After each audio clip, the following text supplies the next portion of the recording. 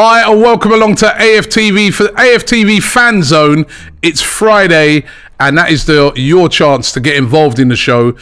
To get involved in the show, all you got to do is download the app AFTV Plus. That's in your app store, and you can go onto that app and you can come through to us live tonight and have your say. Of course, we're going to be talking about the big issues of the day. We're going to be talking, focusing upon the game, of course.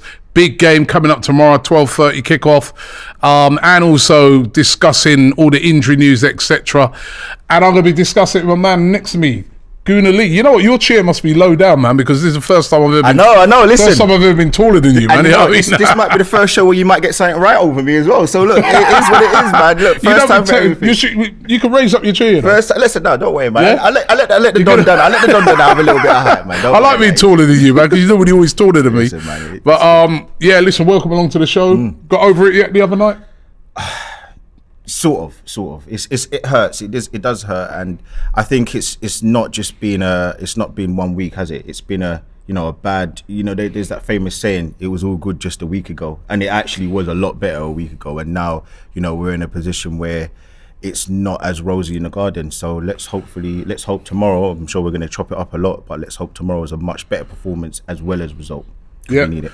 I mean, you know what? For me, yesterday, like I have to say, the next day, when I woke up after that game, I was so, I don't know, I felt it, man. I couldn't listen to no radio. I was, and I haven't been like that for a long time because we've been winning. That's why. Do you know what I said? I haven't had that feeling for a long time. I know, and I agree. Look, I know people are going to laugh about it, but I was thinking, is this how Spurs fans feel all the time? Well, it is. But it's almost like I've forgotten what it feels to lose and lose consistently, because all season all we've done is bounce back, and we've had that bounce back ability. And it's also coming from the point of like, it's not just the results, which is one thing, because results, we can have a bad result, but we've actually not played well. And I think my last point is, you said it as well when you did the sort of watch along for the first 11 starting. Why is it when we get to these points, we never have a fully fit squad that we can go into these games? So annoying. That is the thing. What is now starting to really annoy me. Yeah, it's really. Did you see that graphic? I think we had up the other day, right, on AFTV. I think James did the graphic, which showed all the games that Thomas Partey has missed since he's been at Arsenal, and they're all huge games. All huge games. You know what I mean? Like this. You even think of this season. He didn't play when we played against Man United. We lost that game. He came off half time against City, it was 0-0. We lost that game. You know what I mean? And to be fair, I thought Jorginho, he had a good game, but when you're going into these big games like Man City, and this is not an excuse for any minute, by the way, but when you're going into these big games, you really do need your big players, don't you? I mean, they had De Bruyne, they had Haaland. We're missing our two best players. You know what I mean? Partey, no Jesus. Yeah. And you're right, because you look at the Man City goal scorers. Who scored? Kevin De Bruyne, Haaland, Jack Grealish. £100 million man, the best striker in the world, or near enough. And you've also got probably one of the greatest attacking mids, or number 10s, number 8s in the Premier League history in Kevin De Bruyne. So their big players stepped up. And unfortunately, I think the occasion got to us. We were a little bit naive. We didn't have our best players. So it was just, and I do think, actually, when I watched, because I actually did suffer and watch the game again, because when you're in the studio, you miss things. Yeah. But I did watch it, and then I think the manager's performance needs to be spoken about as well. Not to say that he's been poor this season, but there are times when you can critique a manager's performance, just like in any walk of life. And look, ultimately, he didn't do everything I think correctly. But it's about living and learning, and we live on to fight another day. Yeah, I thought, first half we were really good. I love the way we got back into the game. You know what I mean? I love the way we were the better team. But the second half, just too many errors. And we had warnings. We had warnings, and you can't make those mistakes against a team of their quality, and we got punished for it. And it was, it was... And to make 3 big mistakes like that, as you said, against a team like Man City. Well, I think we actually made more than that. Well, yes, but they just didn't punish the other exactly ones. That. But I'm talking more just about the goals they scored. I feel like they were all self-inflicted. Every single one. And that's the annoying thing. We've literally said, you know what? You've already got your silver spoon, which is £100 million on one player. And you've already got your golden plate, which is the finance from the club. Then we give you, an extra bit of salt on top of that, and you give you the cherry on the top of 3 goals. That is like, what more do Man City need? I don't know. Yeah. Well, listen, we're going to talk about the game tomorrow, which is a massively important game. And as I said, I want you guys to get involved tonight. We're going to be opening the phone lines a little later on where, when I say phone lines, I mean video lines. All you got to do is use the app, AFTV Plus, and you can get involved in the show tonight. We want to hear from as many of you as possible, wherever you are, around the UK or around the world. We would love to hear from you.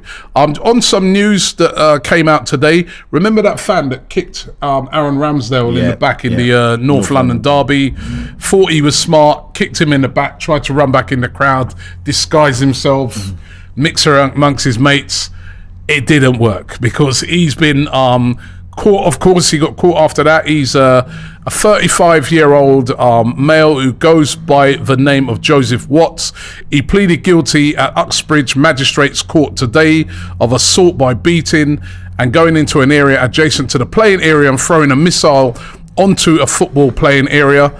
Watts, who's a Tottenham supporter, was handed a 12-month community order made to pay £100 in compensation to Ramsdale. What's £100 going to do? And to carry out 150 hours of unpaid work.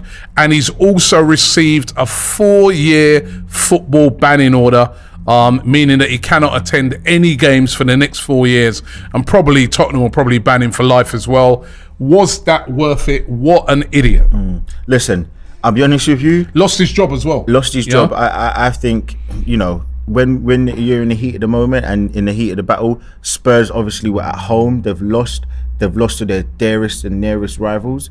Ultimately, look, like, it was a stupid thing to do. And listen, he's been caught, and it was obviously quite easy to catch him. I also do think, I know we're talking about one topic, but what some of our Arsenal fans, listen, we can't get away from what we did to I was also gonna mention that as well. The fact that, the other night, De Bruyne, objects thrown at Kevin De Bruyne as he walked around. I know fans are upset. I know they're annoyed, but there's no place for this in football. And those fans as well, they'll get banned. They will get banned from Arsenal, and they deserve to as well. I want to ask you a question though. Now look, we are both not condoning what Arsenal fans did to Kevin De Bruyne, and I know you would never ever stand for something like that. I would never ever stand for something like that. But do you see even a tiny bit of where the Arsenal fans coming from, and why I ask you that is I'm asking you because he did push Arteta, so I think that riled the fans up, to like, don't touch my manager. And I think if you look back at that clip, and again, I'm not condoning their behaviour, but if you look back at the clip, none of the Arsenal players did anything to Kevin De Bruyne. They left him, and as the lieutenant to the troops, no one backed the lieutenant. No one did not. They literally just carried on oblivious to it. I would have thought a Xhaka or a Gabriel or Odegaard, go over, like, what are you doing? Like, this is the man, like, my manager. And you know why they didn't back him? Because it was kind of a nothing incident. That's why. And those players, right? Those players were on the pitch and they never threw nothing at Kevin De Bruyne. So what the hell are fans doing? So-called fans, I call them, throwing objects at Kevin De Bruyne. I'm sorry, right? I will call it out, whether it's our players or whether it's our fans or whether it's opposition fans. It's out of order. You know what I mean? Totally out of order. You know what I mean? And those fans are stupid as well, because they're going to get banned. If I ever tell you how many cameras there are inside and outside, immediately outside of football grounds, you would not believe. You would not. I'm almost sure there's a video that Arsenal did one time which sort of shows, like, behind the scenes. If you see how many cameras they got cameras everywhere. They watching everything. So those fans are going to get caught. What is the point of that? It's just ridiculous. You can't be chucking things at at anybody, professional athletes, whether it's someone random on the road.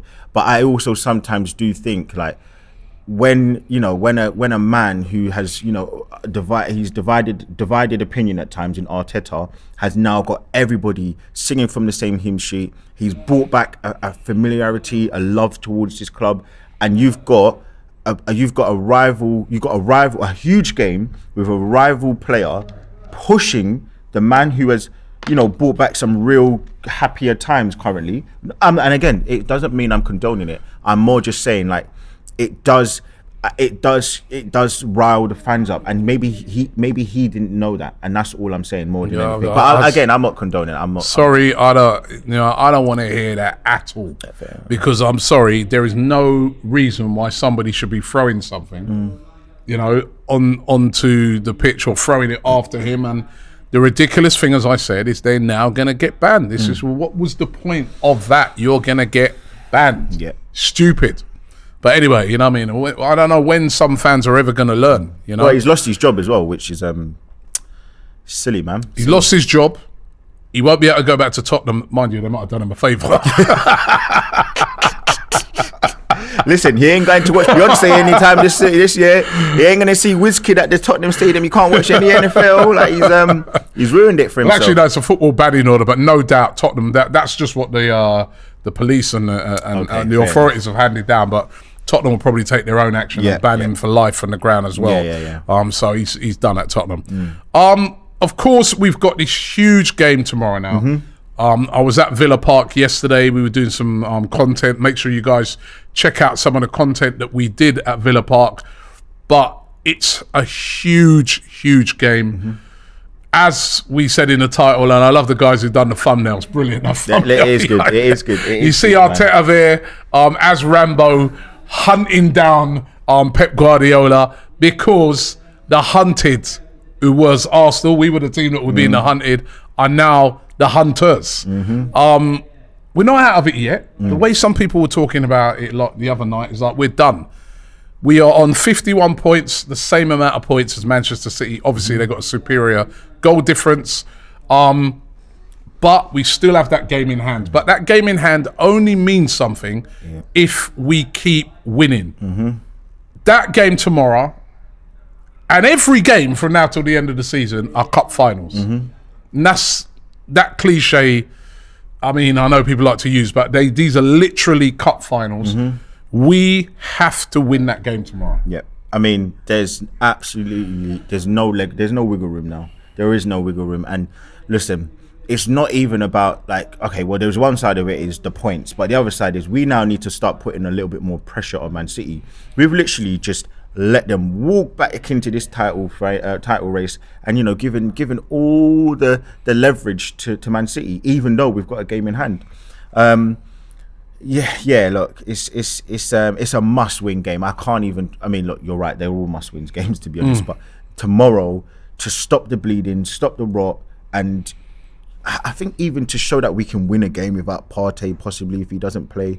There are so many things, like redemption. Because again, there's another part. The managers, when Arteta first came in, the manager who's on the opposition bench now, Emery, he actually missed a good evening. He beat us. So there are so many little subplots to this as well, which is it's going to be quite unique. But yeah, in terms of Arsenal, just looking at Arsenal, I just think we have to win. If we don't win, au revoir, man. You think? Au revoir. You think it's that? You think it's as bad as that? If we don't win tomorrow, it's over. I mean, yeah. Look, I think Arteta's done a great job, a fantastic job, and I don't want to hear no Arteta out nonsense. I don't want to hear all of these weird things about Arteta's done this and that. Like he's an absolutely great manager, but in terms of this season, I just don't see us clawing anything back. I physically can't map out a way for us to get enough points consistently. We've got Liverpool away, Chelsea at home. Now, people are going to laugh, but Chelsea at home, they may actually, by the time that game in April, they may be in a good run of form. You just never know. We've still got to play Newcastle away. And listen, I remember you went up there last season and you stopped off and said a prayer and we still lost. We also got Leicester away and we've got Aston Villa away. And we've got Man City away. I forgot to add that in there.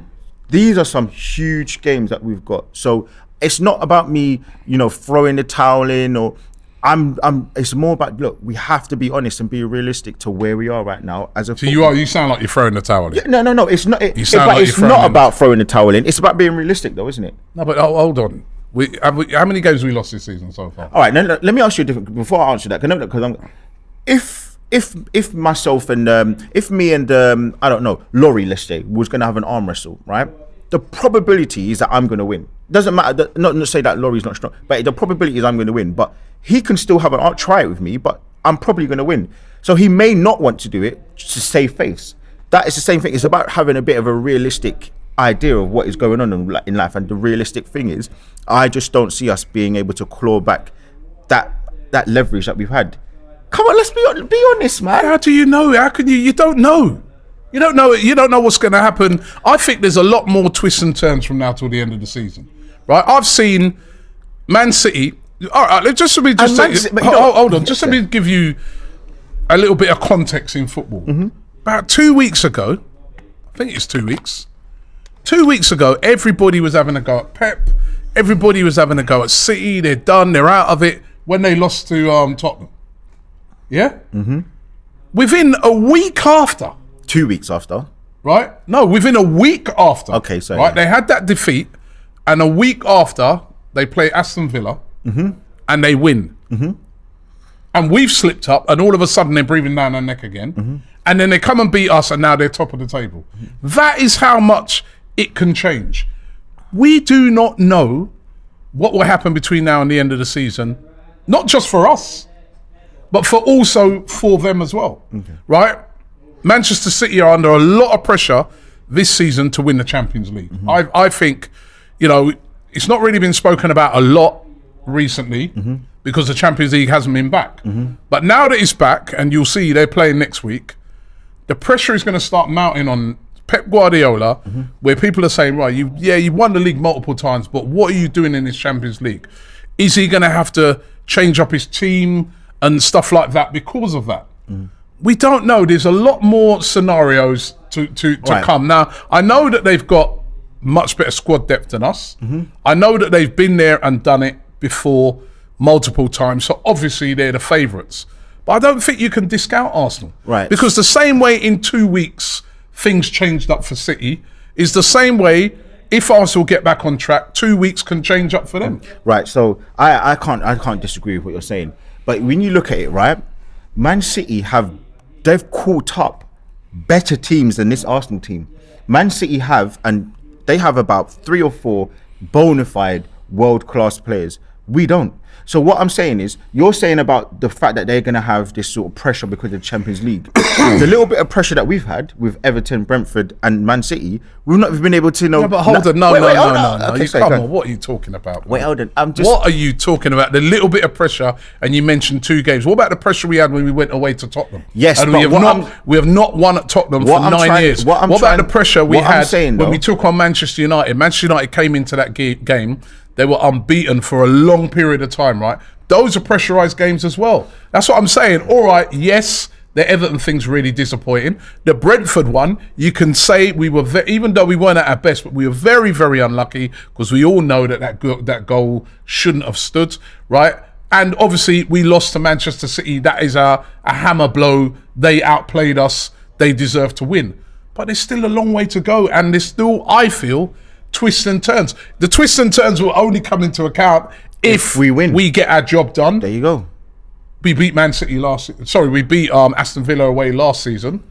We beat Leicester away last season. Yeah. So for me, I'll be looking at the players and I'll be saying to them, go into that game with the same, with that thought that, these are teams that we beat last season. My thing was right. My thing when I'm looking at it is, I look at it and I'm now saying, yes, I trust this team. I love this team. I think you don't trust the team. Well, I do, but I'm saying no, you don't. Wait, no, hold on. I do trust the team, but what I'm saying is the poor run of form that we've got going on right now, it's come at the worst time. It's come at the business end of the season. You think about any big deals that you've brokered, you've been part of for this company that you've built up from the ground up.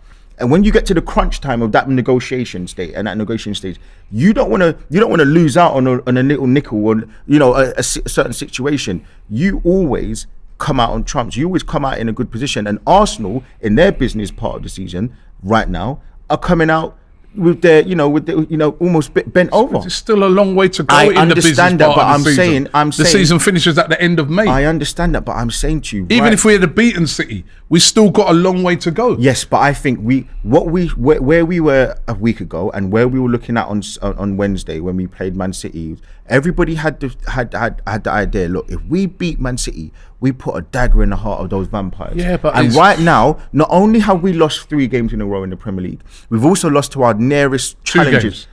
We've lost 3 games in total in the Premier League. Yeah, no, 3. We lost. We lost two games in the Premier League. We didn't lose last week. I know, yeah, we drew, but it felt like a loss. And it felt like a loss. Yeah, it felt like a loss. And where I'm looking at it now is, I'm just saying to you, there are so many factors. Not only is it the form and the results that are poor, it's the fact that Man City have done this, and they have the players that understand and know exactly how to navigate through a title challenge. Because you look at the game on Wednesday. We know all that. Yeah, I know, but you look at the game on Wednesday, they beat us by know-how.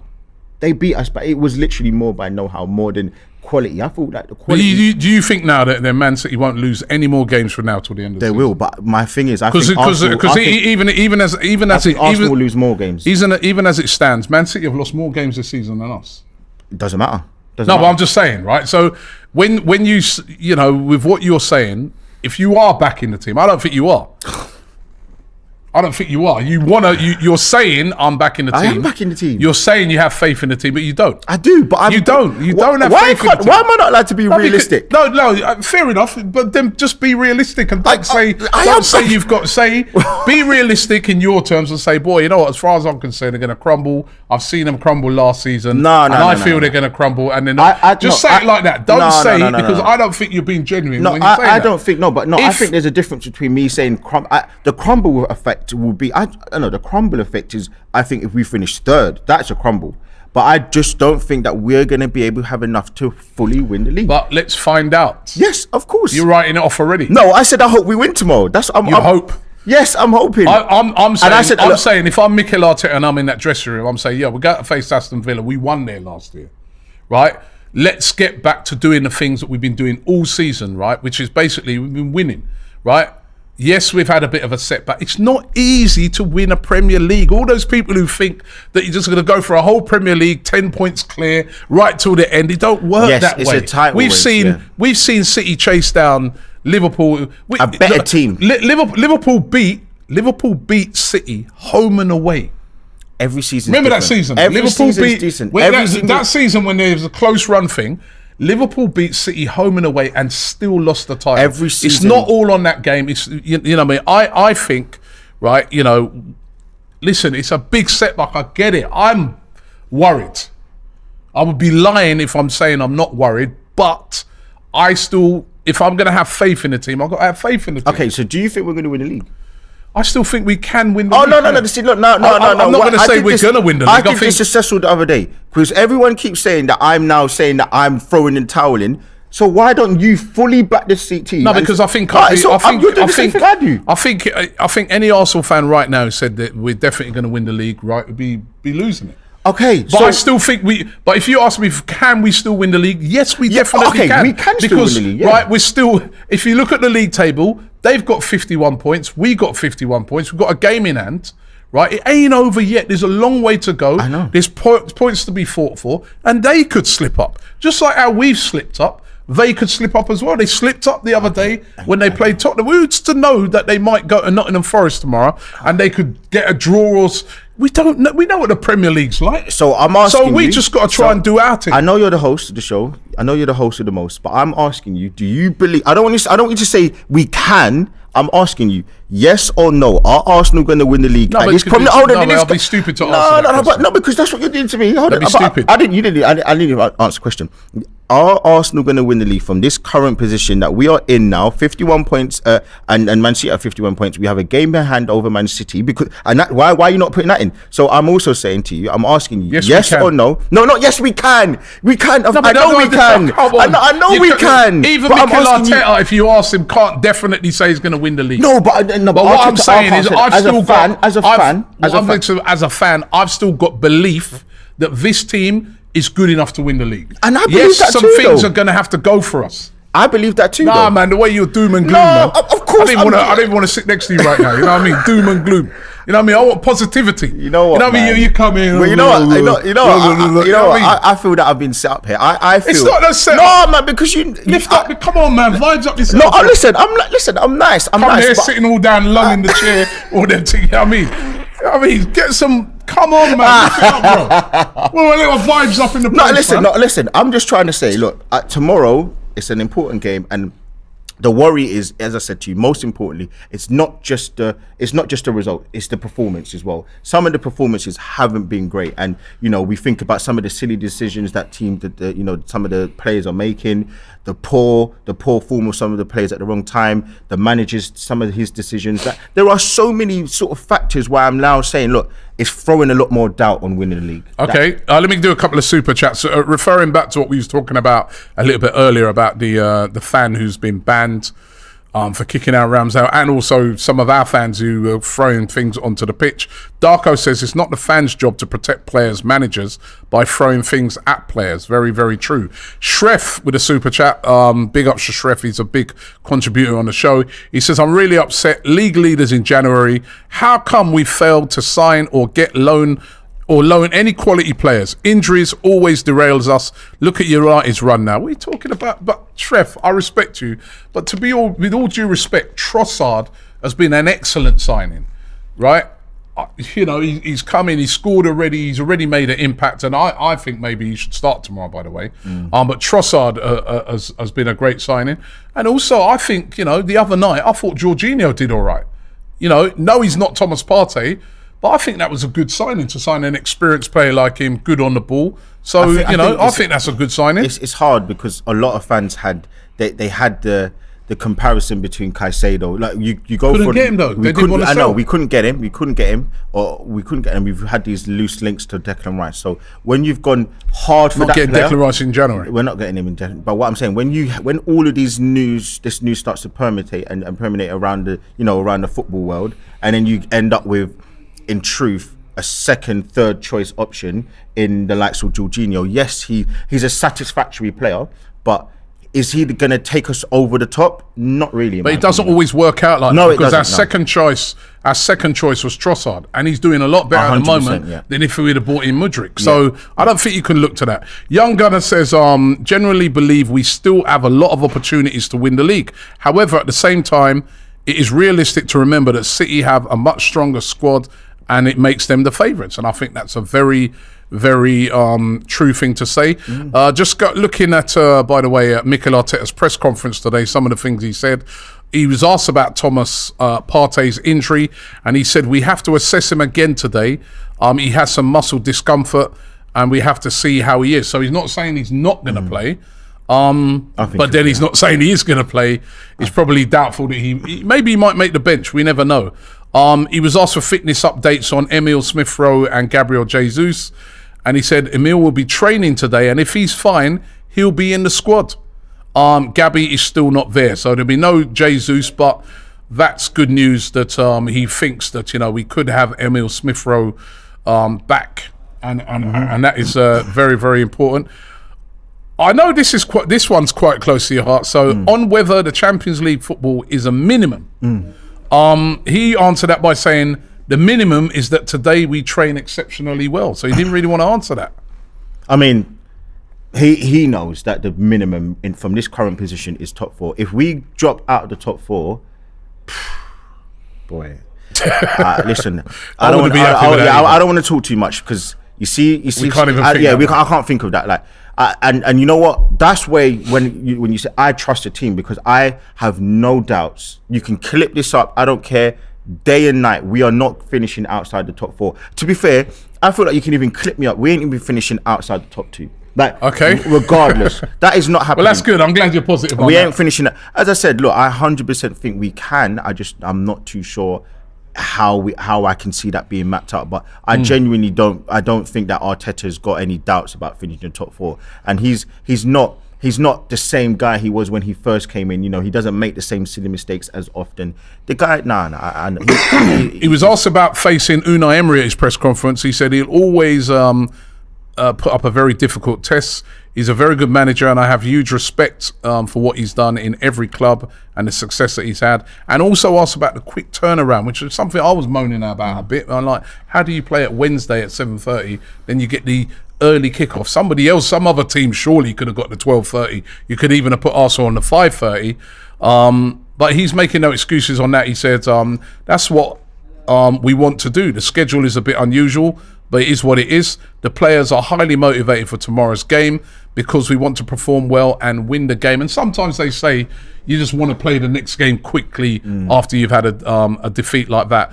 On injuries as well, I can exclusively reveal, right, that Tyrone Mings is going to play that game. I know he was injured for the City game and they looked all over the place at the back, Villa.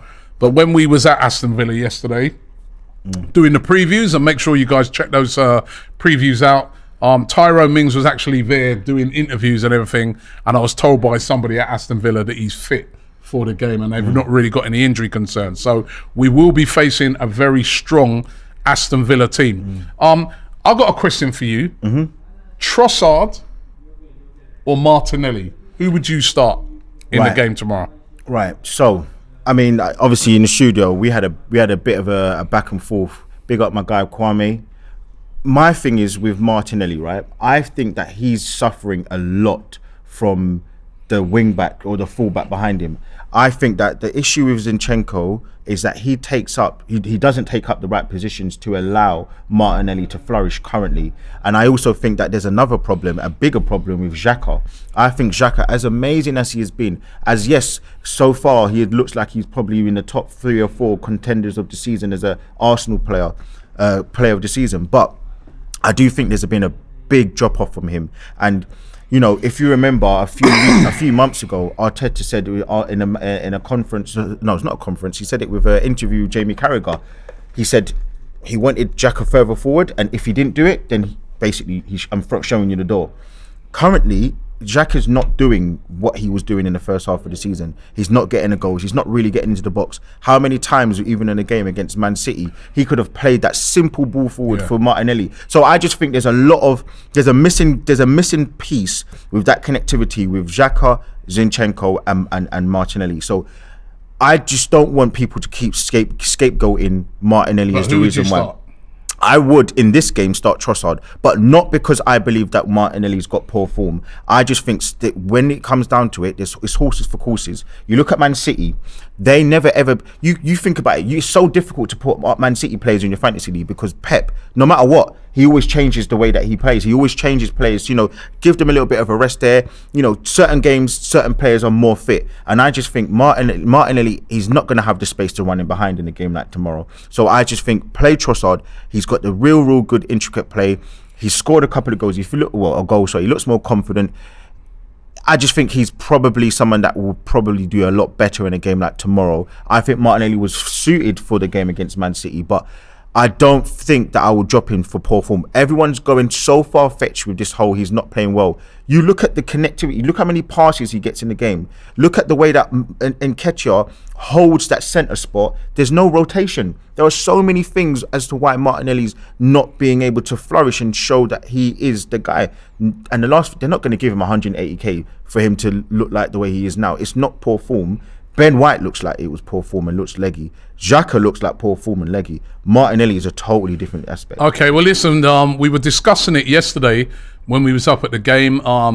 Turkish, Lee Judges, and also Cecil. We're going to run a little clip now of a video that's going to be out later on when they look at what they think the starting 11 should be. And this is what they had to say on that subject of Martinelli or Trossard. Saying for striker and the left wing, is there a conversation for Trossard to replace Martinelli, or do you put Trossard up front? Where are you guys at? Because I wouldn't mind seeing Trossard maybe up front. I'm going with Trossard up front. I would have probably started Trossard up front against Man City too, because I just feel like we've started missing Jesus since the City-Everton game. I feel like Jesus knows how to not only ruffle feathers, he knows how to pull defenders out of position, and that in turn creates the space for Martinelli and Xhaka. The first 14 games leading up to the World Cup, Martinelli and Xhaka were two of the probably top 5 key players for us, putting us in first place. But since Jesus hasn't been there, yes, Eddie scored goals, but they tend to be on a plate. And that's not me getting on his back, because you've got to finish your dinner. But there was a couple on his plate against Man City that he didn't, and I just feel like our chances created are dwindling in recent games. So I think maybe start Trossard up top, have him try and drag a defender out. And I believe Trossard started up top against Liverpool when he scored the hat-trick. So obviously he's not a striker, he's not an out-and-out 9. But in this modern day football systems and all of that, you know, a lot of managers do go with that, and you know, none bigger than Pep Guardiola at times over the years. So I'd go with. So there you have it. There, we're just listening through our headphones. There, that's interesting. He's Turkish is saying that he dropped Eddie Nketiah, play Martinelli down the middle, and Trossard as well. So that's what he's saying. And by the way, on who would you start against Aston Villa, Martinelli or Trossard? At the moment, we're doing a poll. 70% of you said you start Trossard. So overwhelmingly for Trossard. Also a super chat here from William Contreras. Can we do another poll afterwards? And I want to know, is it people dropping him for poor form or just because of the game? Because I think that's important. Okay. I think that's a really important question. Okay, William Contreras says, much love to AFTV crew from Tampa. He says, I personally would like to see Trossard start tomorrow's game, primarily due to his ability to create more chances in tighter spaces than Martinelli. That was Who would you saying. start? So you'd start Trossard? I think Trossard, that's my thing, was it's the game tomorrow is calling for Trossard because of how Trossard plays, not because Martinelli's a poor player or he's not a poor player, but his form's dipped though. His form's dipped. Come on. You know, okay, even if his form's dipped a little bit, I don't think it's dipped enough for him not to start. I think that there are so many. What about that suggestion that Turkish was making then about playing him through the middle? Do you know what? The reason why I'm probably not against it too much, because I'm seeing Rashford in the middle now and the way that he was vilified, you know, he can't go play down the middle. I think that Martinelli's he's an adequate player to play in the middle. The pace that he's got great tight control. He loves the shot. He can do the link up play. So I wouldn't be opposed to that. I just think that Nketiah, he's good at what he's good at, and he's that little fox in the box. He's built up his strength. He's strong. His link up play is improving, but I'm looking at him He's a little. got to finish his chances. That was my thing. Yeah, but the other night he had 2 gilt-edged chances. He should have scored. But the first one would have made us 1-0 up. Do you know what? The last one, could have changed the game. The one that he had from, I think, Tomiyasu was worse. The one from Zinchenko was difficult. They were both poor. But that wasn't difficult. It was a little bit more. I'm agreeing with you. Not for a striker. For a top striker, yes, I agree. But what I'm saying, I mean, no, he's not a top striker, and he's a good player. But he scored. The thing is, he scored a header like that against United. But it was a bit more closer. But the one from Tomiyasu was bad. That was a bad miss. I think they were both bad. That was a bad miss. But listen, let's hope he can come good tomorrow. Shref says Robbie United got Champions League winner Casemiro in midfield, but got Sabitzer on loan. That's the attitude. We have a more difficult run than City. If we lose tomorrow, it's over. So would you say, you know, I've got Sabitzer on loan? He's all right. I mean, you know, I still think getting Jorginho in, for the players that were available with his experience, the fact that, I mean, who did you want to Sambi Lokonga instead of, you know? I'm sorry. I mean, I'm not, you know. But can I just, you know, I want to back Shref on this right point, because I just think, right, like the whole situation with Sabitzer, it's not our job to be the scout. It's not our job to find the players. I look at it and I think sometimes, where was there another player that we could have been looking at for? You know, have your plan A, which is Caicedo. Have your plan B, who's plan B is Jorginho.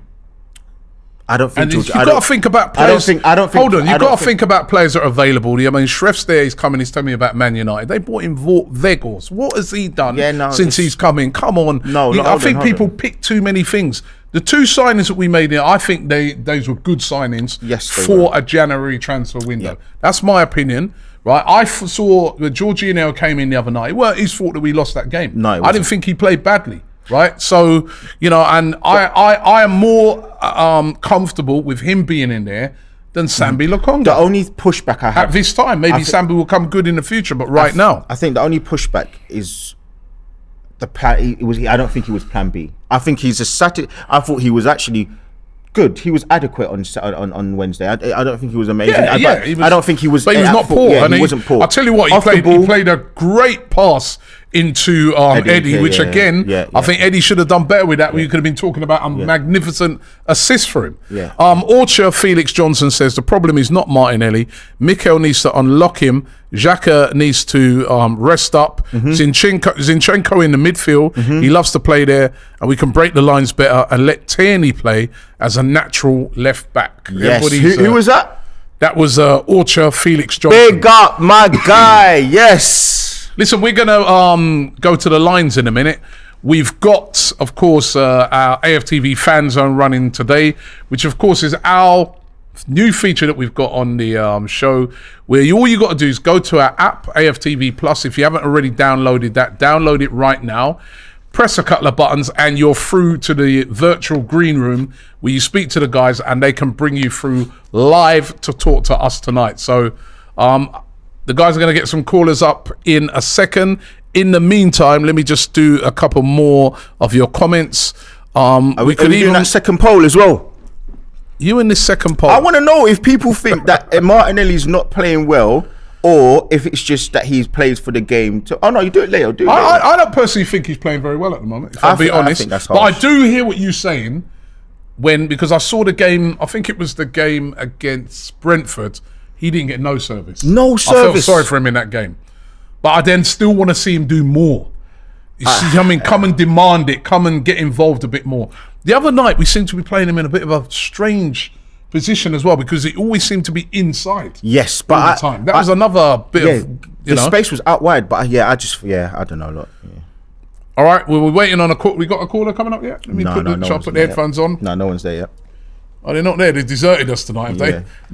No. I think they got a load lined up that are coming on. Yeah. Quinny, sorry. There was another comment here. Trossard to start and Martinelli up front, says Earl Francois. So he's in agreement with what Turkish was saying. I don't know about that, man. I don't think. Listen, Eddie missed a couple of chances in the last game. I know, but I wouldn't be dropping Eddie. Right, I think we've got some callers. Harvey is a regular on the show. Harvey from the US of A. How you doing, Harvey? Big up. Hi, man. A little bit distraught from yesterday, but, trying to keep my head up. Are you depressed as well, like this man here? You know what I mean? I don't need another depressed person in the room. You know what I mean? Yeah. I want some people. I need some people to lift me up a bit now, man. There's all these depressed people all over the place. But I get why you are. But let's look forward to tomorrow. Villa away, not easy. It's a cup final. Listen, cup final, I hear that a lot. You know what I mean? Listen, the United City that's won 4 Premier Leagues in 5 years, and I do think they have problems internally, which is why I think that we are in this position right now, despite how great that we're doing. But we need to understand that 50 points in 19 games, that's kind of been the standard to win the Premier League since Jurgen Klopp and Guardiola have been competing for it. So as amazing as it is, that's kind of the norm now if you want to win the Premier League.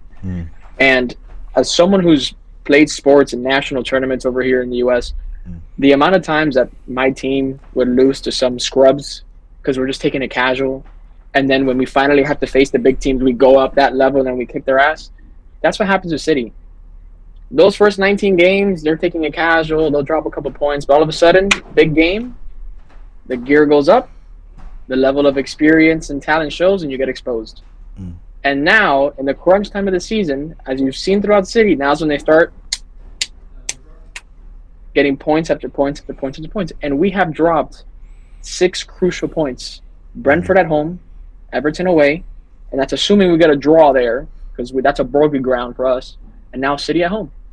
And we still have to go Newcastle away, Liverpool away, Fulham away, Villa away tomorrow, Leicester away tomorrow, and Man City away. And those are grounds that we historically have terrible records with. Well, no, hold on, wait a minute. We won at Villa last year. We won at Leicester last year.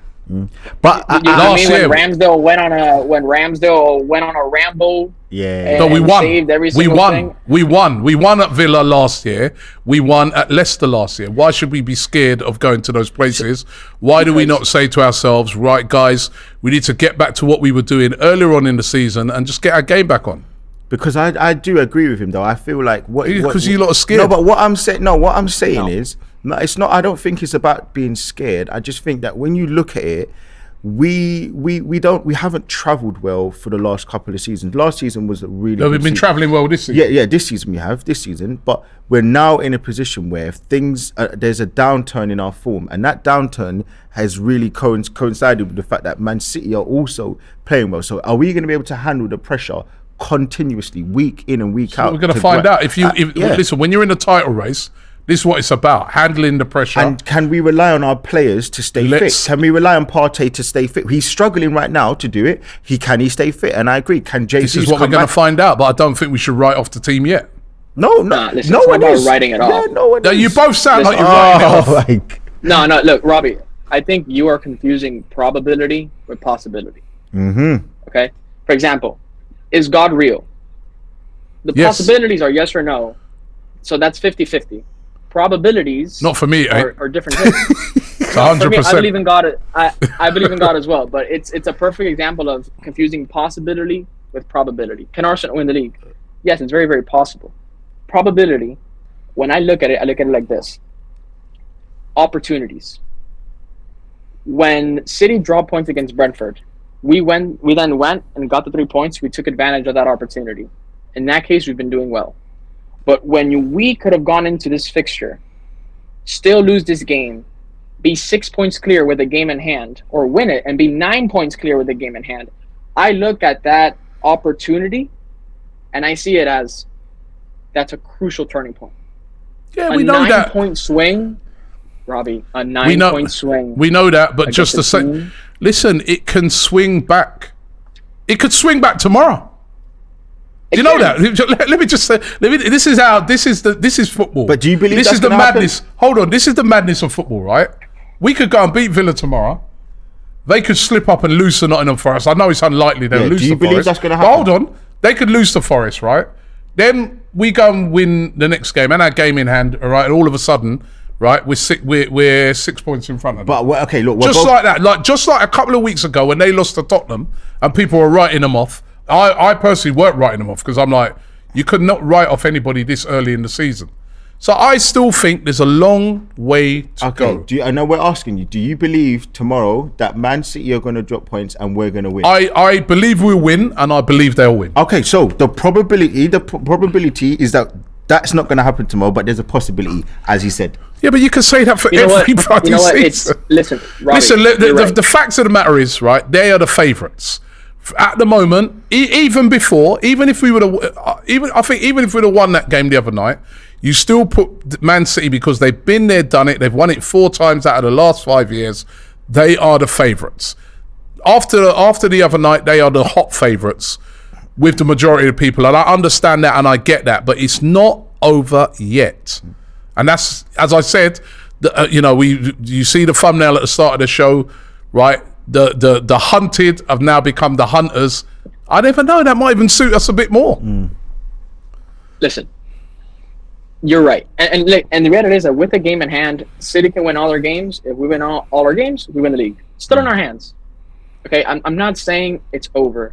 What I'm saying is the following: history is filled of examples of people who defeated their adversaries, and because they didn't go for the kill, or they sent them to prison or banished them or they didn't finish the job, they then came back later with a vengeance and annihilated them. Napoleon, when he was finally taken away from power, he was imprisoned on an island for years. He escaped, came back, killed everybody, and ruled France, and then bankrupted after taking them to war when he lost in Waterloo. Examples are filled of you having an opportunity to finally finish your opponents, and you slipped up, and they came back, and they punished you for it. We could easily have a double-digit lead. We could have lost both games against City and still be 6 points in hand. I don't see it's possible. And listen, I'm still going to wake up tomorrow at 7 a.m. and watch the game, and I'm going to put my Arsenal cap on, and I'm going to come after the live show, and I'm still going to have hope, because otherwise what's the point of being a fan? But when I look at history, and I'm a pretty educated guy, I see that, and I just I see them licking their wounds, I'm coming liking back, it. and us losing at Waterloo. Okay, well, listen, Thanks a lot, Harvey. We're going to be the Duke of Wellington, man. Don't worry about that. We're coming in hard. You know what I mean? But Harvey, thanks very much for that call, Harvey, man. Big I up, appreciate that, man. Ramin, by the way, with a super chat, he says, Arsenal fans are losing hope. It's slipping. Stay strong, my peeps. My guy Ramin, it's Right. yeah, my hope is slipping a little bit, but I am still optimistic. And my hope is slipping.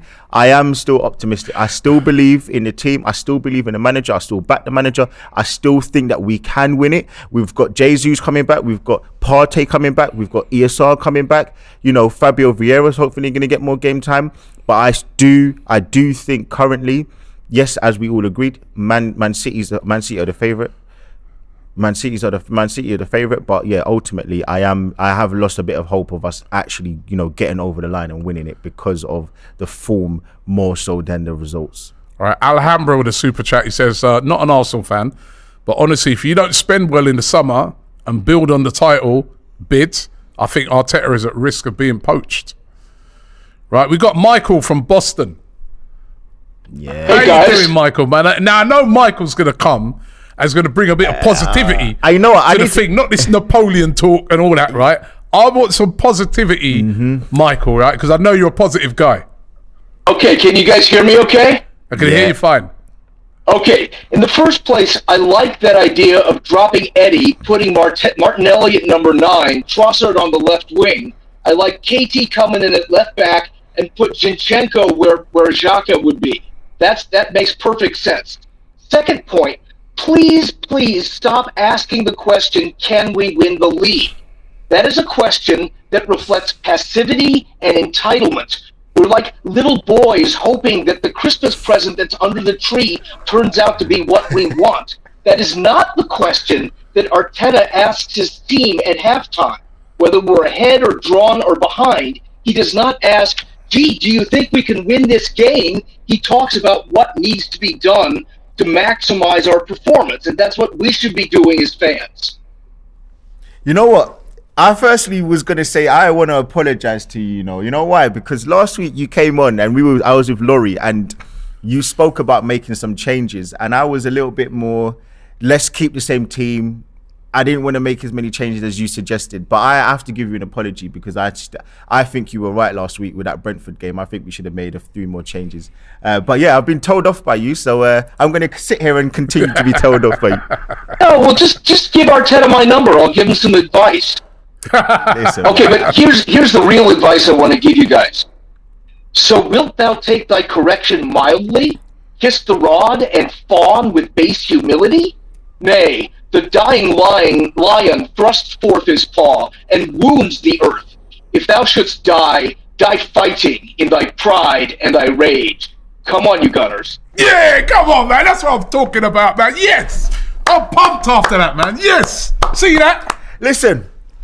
Yeah, Michael, man. That's what I'm talking about. Michael. That's the sort of thing I want to hear. We should record that, play that in the dressing room tomorrow. We're fighting till the end. Not only these men with their doom and gloom. Michael, thank you very much, well, man. hold on, Yeah, I you appreciate guys it. better hurry up and do that. Otherwise, I'm going to sign for Chelsea Fan TV, okay? Nah, get them out of here, man.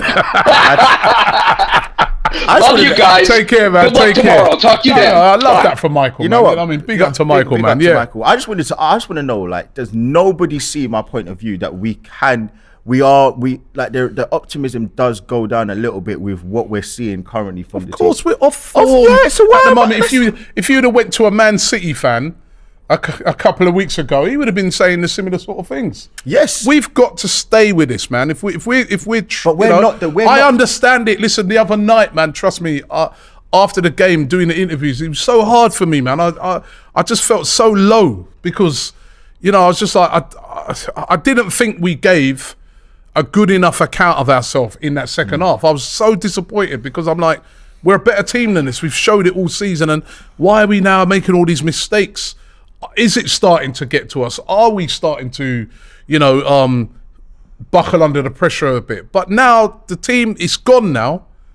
We still got a chance of winning the league, but to win a league is difficult, very difficult, and we have got to step it up in that game tomorrow against Aston Villa. As simple as that. Yeah. I think we've got Elliot coming up. Just before we get Elliot, Who, sorry? Elliot. Elliot, yeah, we got Elliot. Another super chat here from William Contreras. He says, I disagree. In moments like this, we all have to be positive and support the boys. Yes, what happened against City has left us gutted, but we push forward. Elliot. Do we have Elliot? How you doing? Oh, my friend Elliot. There's my friend Elliot, I right? feel like he's going to come for me right now, you know. Elliot, I remember him from Canada, right? And me and Elliot had a big argument on deadline day. Okay, because he didn't like Jorginho, I bet. He didn't like any of the signings. None of them. Remember he had a go about Trossard. What have you made of Trossard so far? Robbie, how are you? I'm good, man. I'm good. How's Canada? Robbie, the last time we spoke, I believe we were about 6 or 7 points clear. The last time we spoke, Robbie? 6, yeah. I think it was 6. Oh, yeah, 6. And what has happened, Robbie?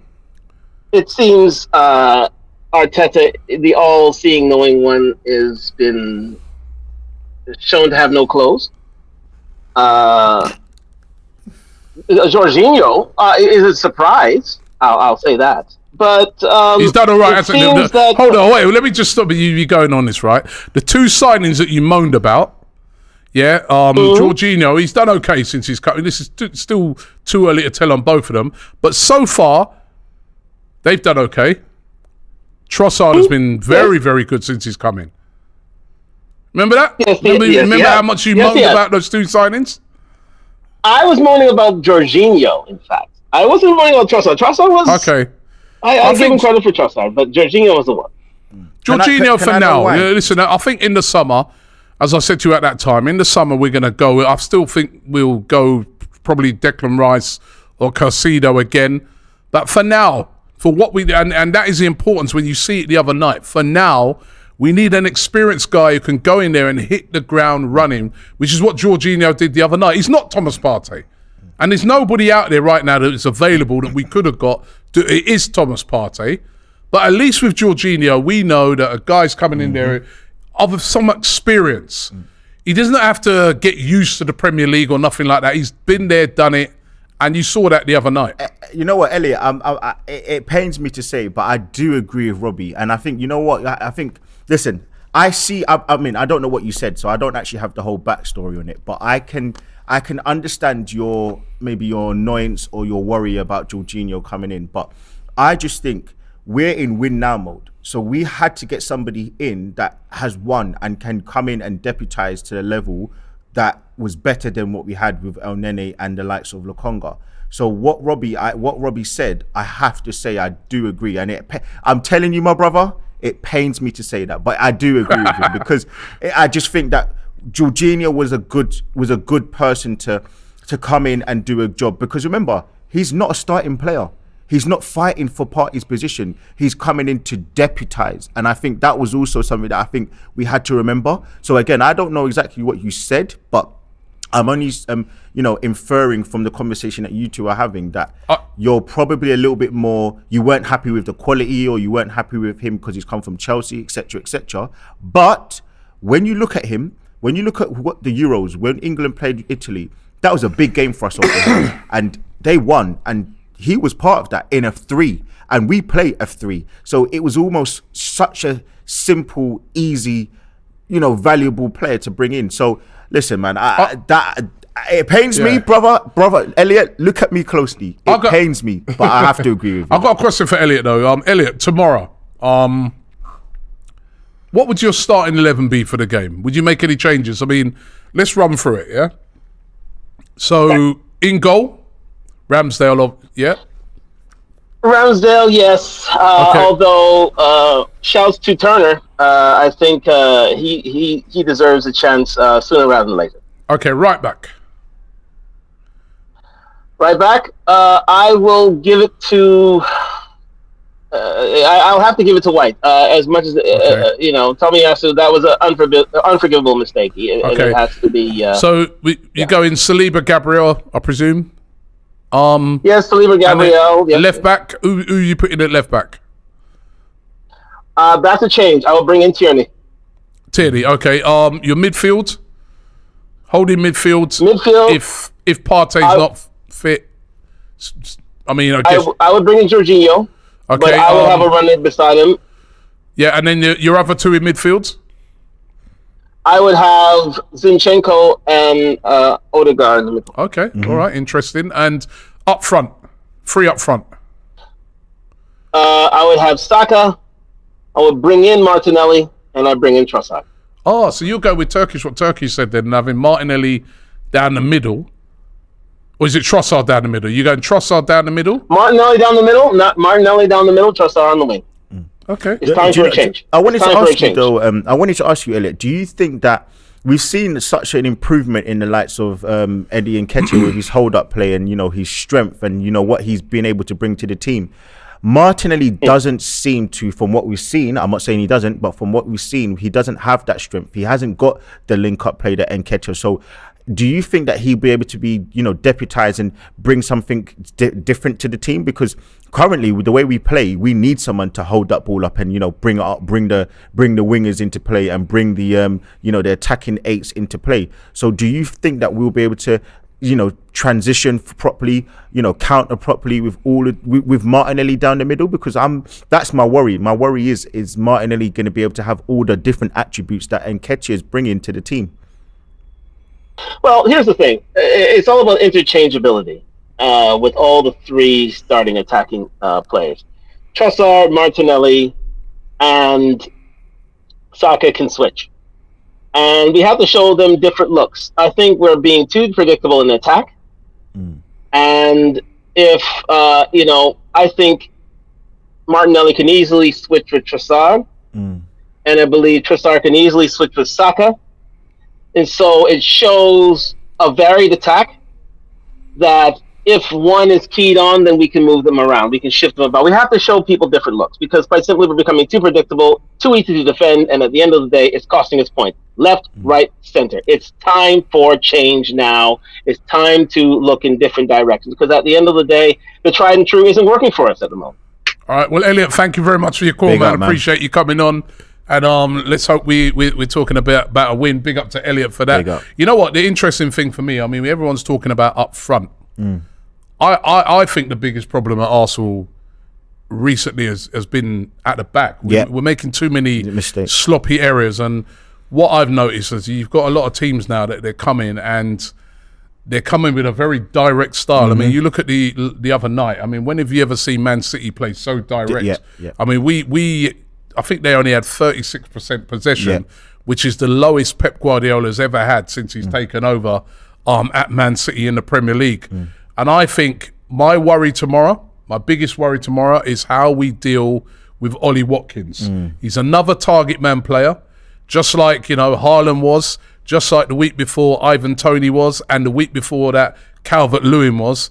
And we've not dealt with those very well. So I want to see better performances from Gabriel and Saliba, and also I think they need a bit of help there as well, right? What I mean? It's all right us bombing forward and that, but he's going to need a bit of help there as well. So I think that's very, very 100%. Important for tomorrow's game. Another super chat here from Queen Nadra, who says, coming from a Liverpool fan, I'd rather have Arsenal win the league than Man City. There's still a long way to go. Carl G, 1997 says, Robbie over here just conjuring up random statements, proclaiming them as facts.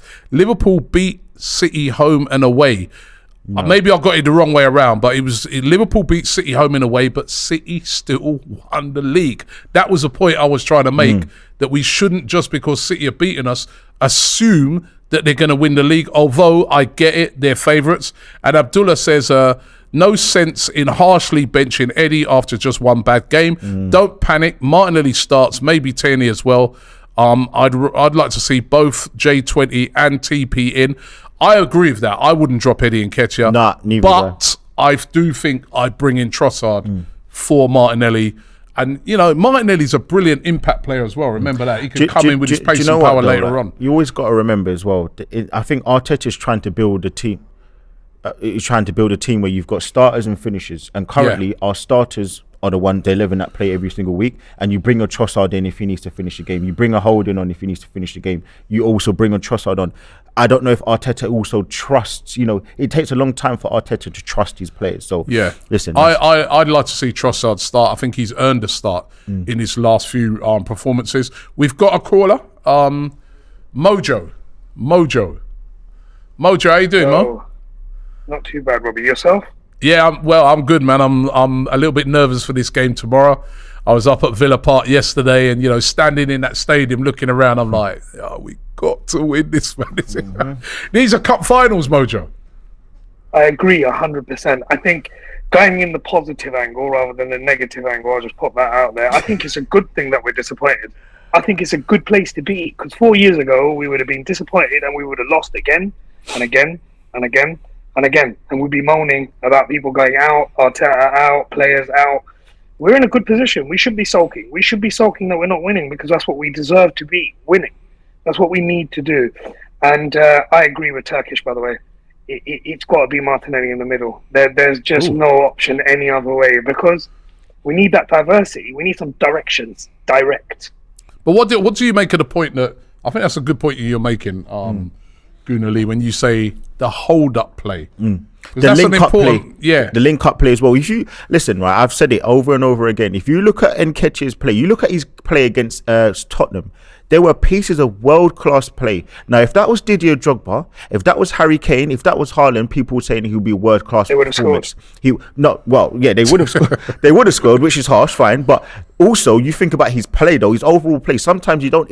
It's not just about just goal scoring. There's other attributes. So when I look at someone like Nketiah, yes, he scored in some big games. He scored against the Champions League Varane and World Cup winning, what's his name, Lisandro Martinez. He scored past the world-class keeper in David De Gea twice in that game. So he has scored goals. But I'm also saying that he's got other things going on that you clearly improved on. And you saw it against Tottenham. And you've seen it throughout this game, throughout the games of this season. All I'm saying to you is, yes, you're like, the whole thing about Martinelli, he's going to bring direction and pacing behind. But it's horses for courses. Is that Aston Villa game going to be a game where there's going to be spacing behind? No, because they're going to do a deep block and they're going to do exactly what Man City's done, and they're going to put the ball right on Ollie Watkins' head, and that's where the test is going to be. And I think because of that deep block, that's why I play Trossard. That's why I play, yeah. So I think he's got more trickery to unlock.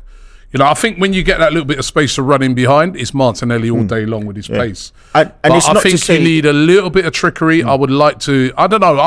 I'd try Trossard for this game. I definitely would. And Mojo, it's not even about me like saying you're wrong. I can't disagree with you saying Martinelli are going up front, because look, ultimately, he could come up and pull up trumps. He could pull up trees. But I also just think that, I think you need to understand, and people need to understand, that people are actually clocking the way we're playing. People are really seeing how to play against us, and it's worked in 2 or 3 games this season. Newcastle at home, they put the blueprint in, and ever since that game, when's the form dropped? It's dropped in that game. Brighton, it didn't drop. Wolves, it didn't drop because they didn't try that. Now, since that Newcastle game, when they had a deep block and they lumped the ball up to I think it was Callum Wilson in the first half, and then they brought on the ASM, the Saint Maximum. Since that game, that's when the issues have come, and it's all down to the blueprint of how to play against Arsenal. So listen, man, I mean, obviously you're right with what you're saying. But Joe, let me just get let me get your prediction for the game tomorrow. I reckon it's going to be a close game. I reckon it'll be a 2-1. I reckon Arsenal will take that probably in the 70th minute plus. I reckon we'll nick that last minute goal. If he subs Eddie off, that's the key. The part of this whole thing is we don't sub Eddie off. We have Eddie on all the way through, all the time. There's no chopping, there's no changing. And we need a little bit of a change. We need to add some diversity to that mix. And that mix is really, really important. And if you can't battle through those lines in different ways, it's great. Hold-up play is brilliant. But if you ain't Drogba and you're not scoring, and you're not Haaland and you're not scoring, and you're just holding up the play, what are you actually doing? Where's the ball going? And I think Thomas Partey is a massive miss. Yeah, because Martinelli got more of the ball and Thomas plays. You can see it. It's quite clear. The spread of the ball is brilliant. It's across the board. You can clearly see the difference in our play. At the moment, without changing those front three and swapping them around or rotating them more so, we're going to miss Jesus. We're always going to miss Jesus because he's so good. That intricate play is just incredible. But unless we put Martinelli up front tomorrow, I don't see us winning. I just see us holding the ball. And when I was watching the City game, you could literally see we can't get past the goal line. It's just not there. It's blank.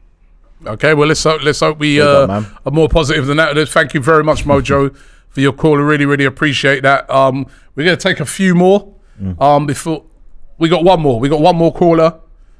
Ahmed. Ahmed, how you doing, bro? Oh, I'm doing fine. What about you? That's good, man. Good to have you on board. How are you feeling ahead of the game tomorrow? I just want to say, actually, Ahmed. I didn't realize that. I said, oh, sorry. Yes. Okay. Yeah, it's fine. It's fine. Yeah. How are you feeling? What was your question? How are you feeling ahead of the game tomorrow? I'm kind of nervous. Because I know like those guys gonna kind of disappoint me like some of the matches. So I'm not. I don't know. Yeah. Listen, man. I mean, big up. You know why I like you. You know why I like you, Ahmed, because you're just being real. You're being honest, man.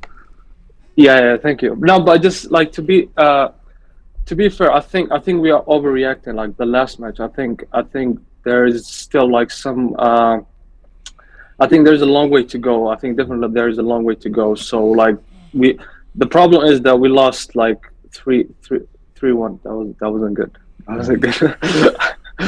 Yeah. The problem for me was the manner in which we conceded those goals. That was the thing that worried me the most.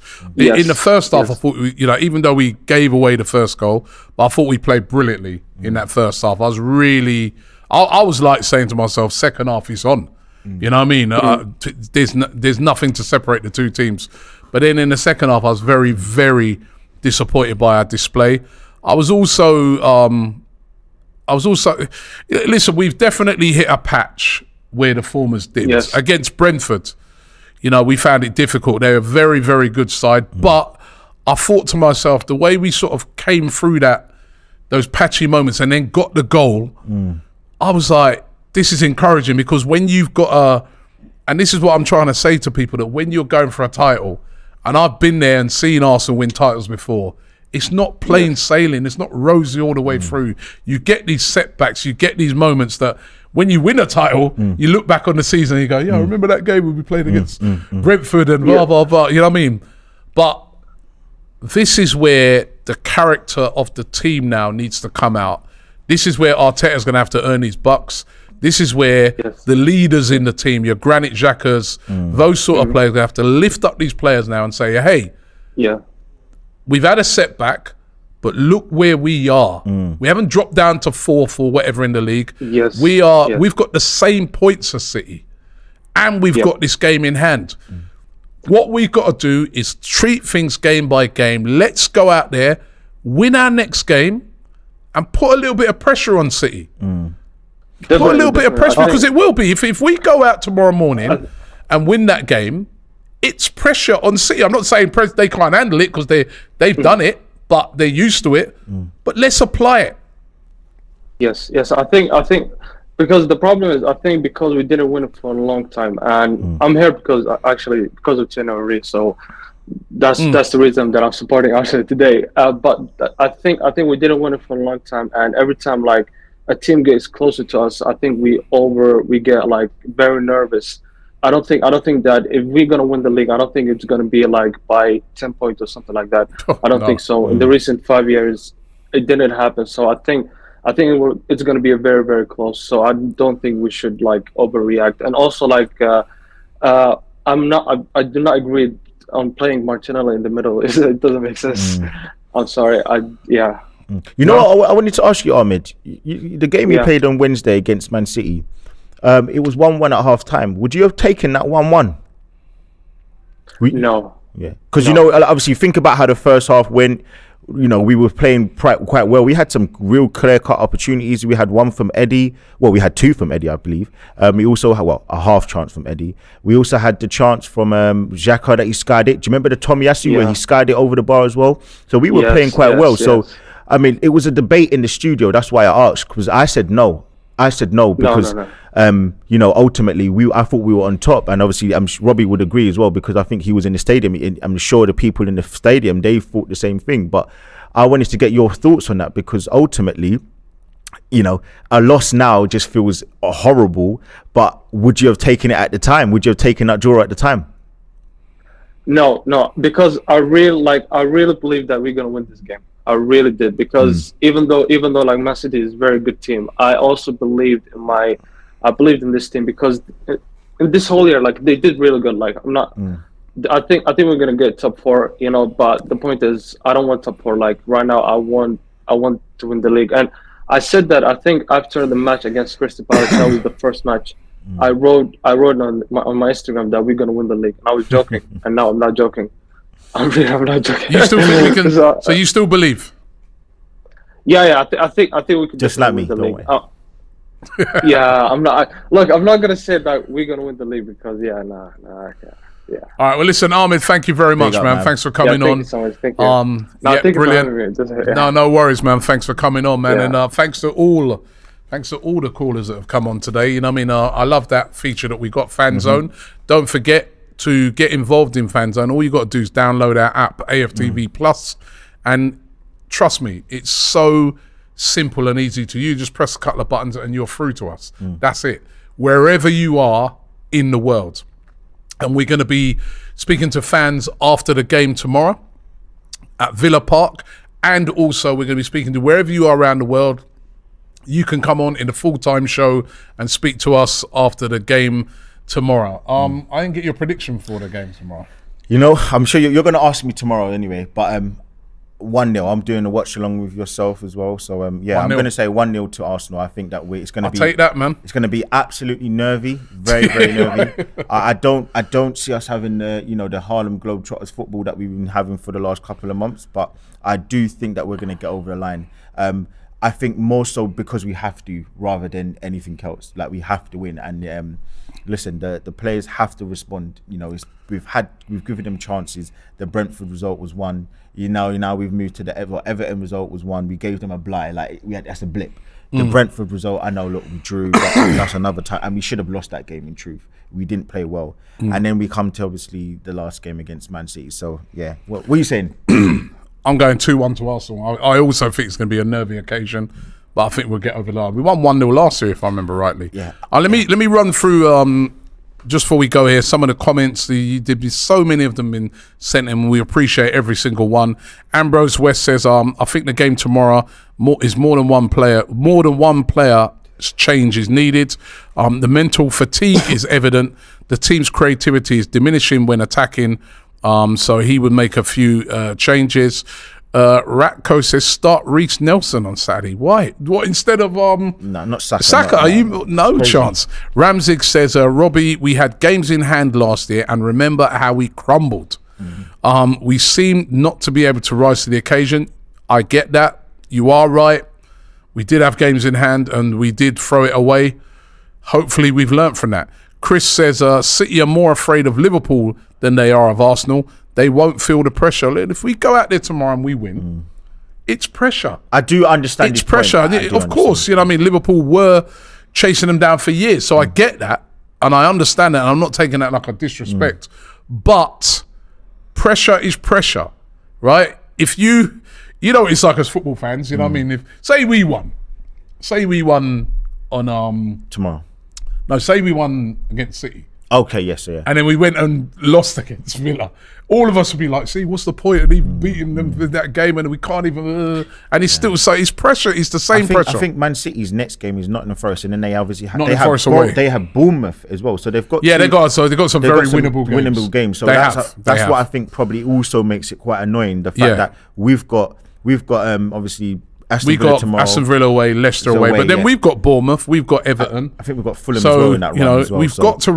I think it's very important that we get results in these 2 away games to get us back on track. We just got to get back to winning ways. Leicester, I'm less worried about for some reason. Leicester, they smashed Tottenham 4-1. I know. But that was a very impressive performance by them. Maddison's back as well. The Joneses says, Robbie, I'm fearful that Mikel Arteta will not make the right choice. The team needed refreshing from Everton. We lost. Okay, the Brentford game, definitely. He still did not.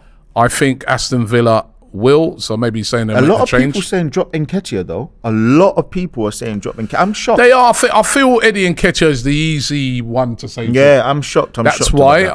But I wouldn't personally drop him for tomorrow's game. But we will find out. And the other thing you can do is check out our starting 11 show. That's always really, really popular. Come and you will hear first. As soon as that starting 11 drops, you also get to join in the debate before that starting 11 comes out. Listen, we've come to the end of the stream today. It's a huge game tomorrow. Aston Villa versus Arsenal at Villa Park. 12:30 kickoff UK time. It's the early one. And we really, really need a performance and a win by Arsenal to get, I get, listen, I've been taking a mick out of him today, but I get why he's apprehensive. I understand it. I get why a lot of fans are apprehensive. But you know what? We're going to have to really get behind the team. And if we can get a win tomorrow, a big win, that starts to get us back on track. Guna Lee, as always, man. Listen, man, I love it. You know what? As much as I disagree, I love coming on and doing this show with you, man, because it's good to get different opinions. And listen, you're right. Tomorrow's going to be a big game. I'm nervous, but yeah, listen, hope for the best, man. Yeah, and one last thing before we go, I wanted to just tell people about an upcoming appeal that we're going to be doing. You would have seen the earthquake that happened in Turkey and Syria. It's been absolutely terrible. The nearly 40,000 people killed already and counting. And we are going to be doing a special live stream next week, Wednesday. It's a 12-hour live stream. It's going to start from 12 p.m. and finish at 12 a.m. We're going to have some of your favorite shows that you watch here on AFTV. We'll be doing fan zones as well, getting you guys on. And we're going to be trying to raise as much money as possible for that Turkey-Syria appeal. So we're going to have a GoFundMe page. You're going to be able to donate your money there. We're also going to be giving away a special prize to the person who bids the most money, right? And that prize is going to be... It's going to be having a little sit down with me. Well, I'll tell you what it is. It's going to be... I'm going to invite them to the studio, right? They spend a day with me, right? And also, I'll take them to a game as well, right? We want to raise as much money as possible. Obviously, it's kind of dear to our heart as well. Turkish, one of our big presenters, he's Turkish as well. So we definitely want to do something about it. The whole football world's really been rallying around it. So it's been brilliant. So look out for that next week, Wednesday, from 12 till 12, a special stream. We're also going to have loads of other guests from other footballing channels. We're signing a truce on that day, and even Expressions is going to be on air. We're going to be doing a Best of Enemies special on the channel as well. Just one last super chat before I go here. Abdullah says, no sense in harshly benching Eddie after just one bad game. Don't panic. Martinelli starts, maybe Tierney as well, and I'd like to see both J20 and TP in. Thanks for watching the show. By the way, in the poll, 73% of you said you would like to see Trossard start tomorrow, right? So maybe Trossard gets a start. You'll find out tomorrow. Thanks for watching. Guna Lee once again. Listen, big one. Big up all the production team, and I'll see you guys tomorrow.